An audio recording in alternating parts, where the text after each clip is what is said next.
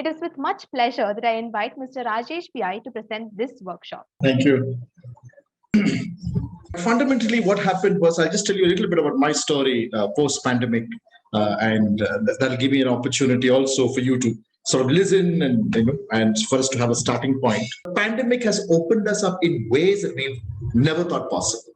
Okay, in terms of attention, being present for ourselves. And especially when one understands the authenticity of a particular speaker or a particular session, and we understand that these tools can help us, then the investment is phenomenal.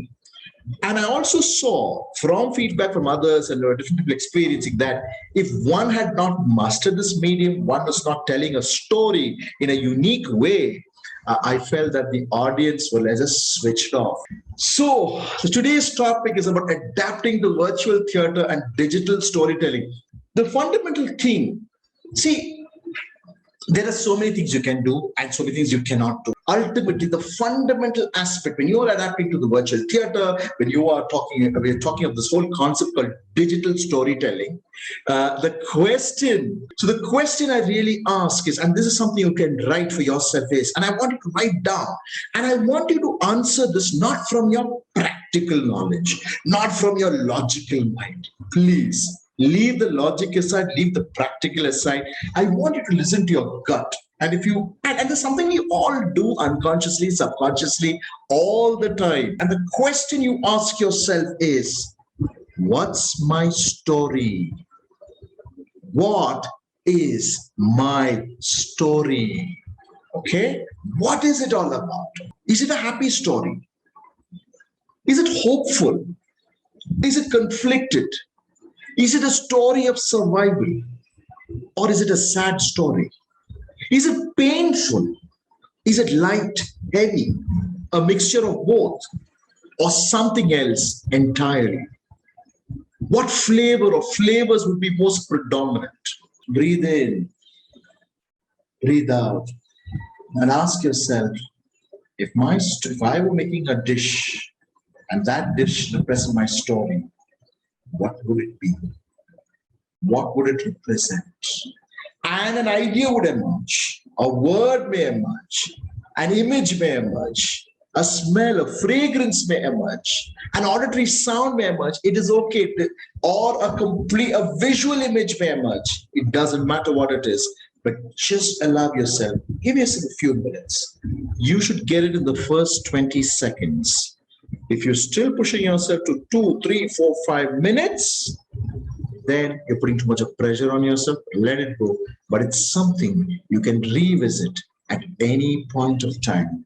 So you ask yourself, what is my story? If you've got that, then that is the starting point for whatever creative work that you are presenting to an audience. It could be as diverse as photography, digital photography, or it could be storytelling or theater, or even music. It can be as varied as possible. But that understanding as an artist, where do I start from? Where do I come from? See, these questions were not so important in another era before the pandemic. Okay, of course it was important, but you could still do a lot of art. You could still do a lot of things, and you could sort of discover your different parts of you through that process. But now what's happening is, with us in small rectangles, it's a great opportunity to really go within and find for ourselves, where am I starting from? Where am I coming from? The second question you ask yourself as an artist is, you can write down, what was my earliest influence that I can remember? Influence visual for you. Is it a visual experience where this happened? I would see my father working, and it could be anything, right?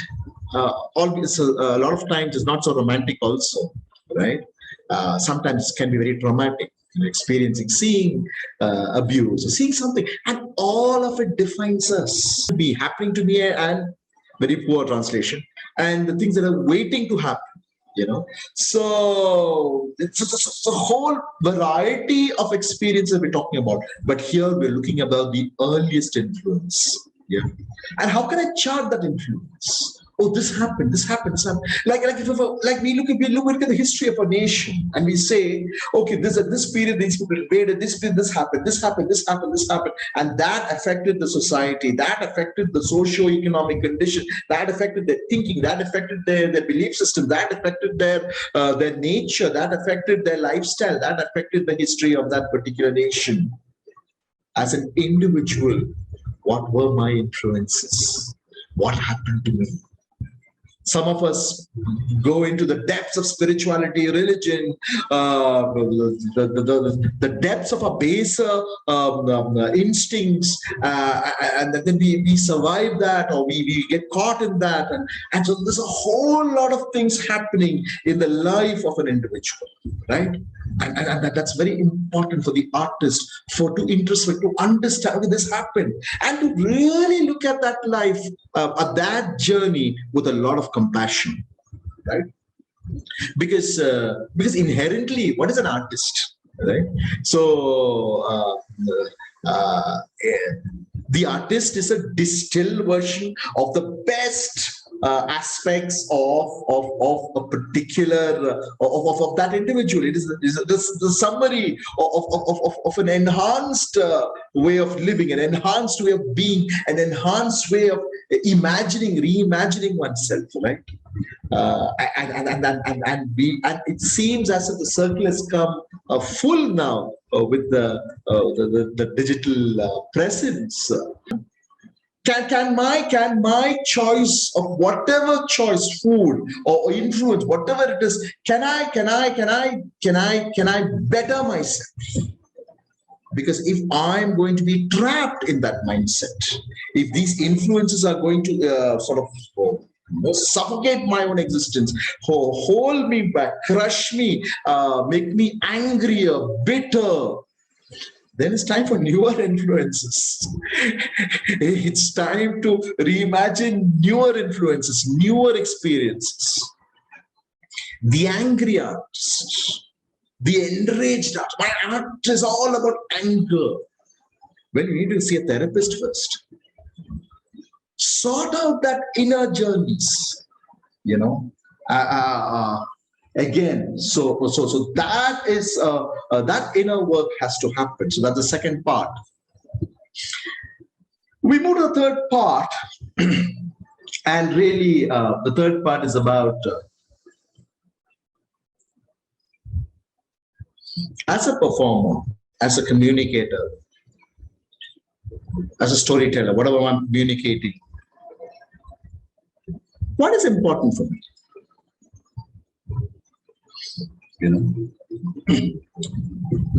What is it that I want to communicate? Everything that I do for the last 2 years, I rely on my gut. I rely on my intuition. Over these number of years of theater, having worked so many years, there is a limit to what my practical, logical aspect can give me. Please don't think I'm dissing the logical aspect in this whole journey. It's necessary. Systems, processes, timelines needed. Ideation, content creation, that's really the area of the gut. How do I continue to create, reinvent, reimagine work which has to adapt to this humongous thing that this digital media, which is changing? 2 months ago, something that you created may be obsolete 2 months later, or 3 months later, or a year later. How do you keep up? How do you ensure that your work is right in front? That's the role of your gut. That's the role of your inspiration. So as an artist, you understand and figure out, what is my inspiration? The shower is a great place for inspiration. That's when. So you define your creative space. You define my space for inspiration. Sometimes when I'm trying it, other times I just don't get ideas, just flat. Oh no, nothing's working. Oh man, let me take a break. But really understanding this connection with when the ideas are firing away, top-notch ideas are firing away, is something for you to understand and really work with that. Again, you're not machines, you're not robots. It's not something that can happen, just like that. It has its own process, it has its own time, it has its own thing. So then what happens is the qualities of ideas which come are very powerful. And what happens is, over a period of time, as I'm conducting this workshop and I continue to listen to my gut, the intuition is the information that keeps coming, right? Is that there is more to it. So therefore, every workshop, everything that I'm doing, or everything that somebody is doing while listening to one's own creative intuition is more special, more deeper, more meaningful, more powerful, more effective. And that way you avoid people who copy sessions. That way, as an artist, you keep people at bay who just copy. Because what happens is, when you don't do that and you focus on the technique, how I'm saying it, how my diction is, how my punctuation is, and just the peripherals, and if it doesn't have a soul, then you're going to give a headache to people who are sitting and watching you. Is that making sense? So my suggestion is, work inside out first. Work at the core. Work at the core of your story. What is the identity? Work inside out, and then let it flow. Yeah, not the other way around, or not only the outside paraphernalia. Because when you work inside out, then that work is fantastic. Take care of everything from then onwards. Then the work just stands out. You can't ignore it. You can't say, hey, I'm not learning anything new over here, because you will be presenting your authentic you. Then we move to the next question. What do I want my audience to experience? The nuts and bolts or the essence? Where do I want them to focus? Sir, I'm just starting out now and you're saying all this sounds too complicated, complex for me. Then my suggestion is, plan it. So I used to be this big planner till about 10 years ago, where all my sessions were planned. Exercise number 1, blank, blank, blank. Exercise number 2, this. Exercise number 3, this. Break 5 minutes. This. Everything. This will take 7 minutes. This will take 7 plus 2 minutes. Micromanaged. It was fantastic. It worked very well. People loved it. They said, oh, wow, nice workshop. Very good. I was also very happy. Then there was a life change in me. And that's what we talk about, influence, right? I started even wearing a watch. I said, I don't want to see the time also. Let me go with the flow, whatever this flow is. And I became a better trainer because I started listening to my gut post that. And I never panicked. When you panic, if you're terrified, all ideas just stop, okay? The key is to trust yourself. We are looking, if you notice all of this, we are looking as in terms of the content required. And I think that's most important, because whether it's digital, live, whatever it is ultimately the artist, the essence of the artist which flows through. So another thing as an actor, as a storyteller, as an artist, the digital medium is, you understand what is coming in the way of my storytelling. What's blocking my storytelling? What am I afraid of? Because understanding the grays, understanding the dark, understanding areas or trying to acknowledge areas that don't that fall in our understanding is very important for the artist. What works for me? What tools? Some people are blessed with an incredible sense of humor. So you look at yours and say, what is my greatest asset? What works for me? How can I get that going? And then along with the asset, you say, wait, what's my greatest flaw? What is it? What sort of, it's a blind spot which I'm working on. And to acknowledge it, because we're not perfect, right?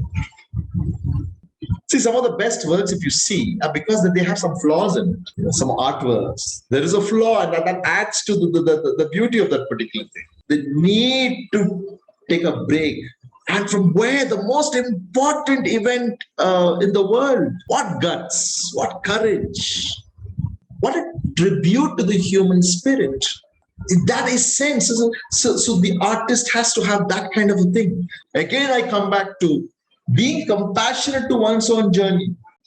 You cannot do something and then beat yourself to death because you didn't do something.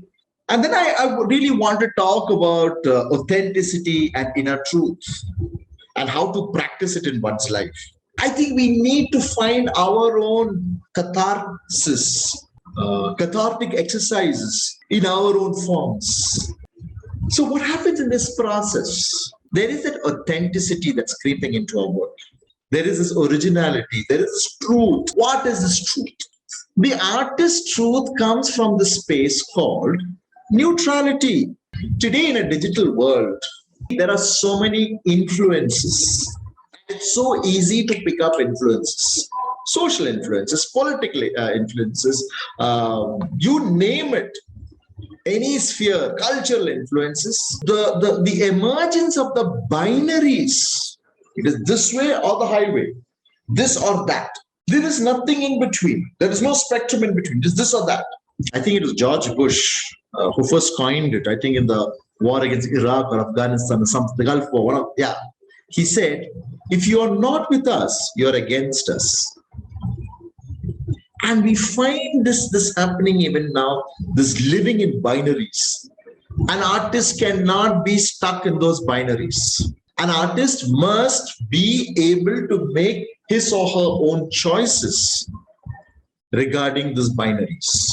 And I found myself in a space where I said, hey, I am seeing a lot of things in a larger way. In a way that is unaffected by the media, in a way unaffected by the masses, in a way unaffected by my peers. I'm able to see things more independently. And what that did for me was really, let's say, give my vote based on the merit of an idea. This is very fascinating. And I started reading material which was more objective about things.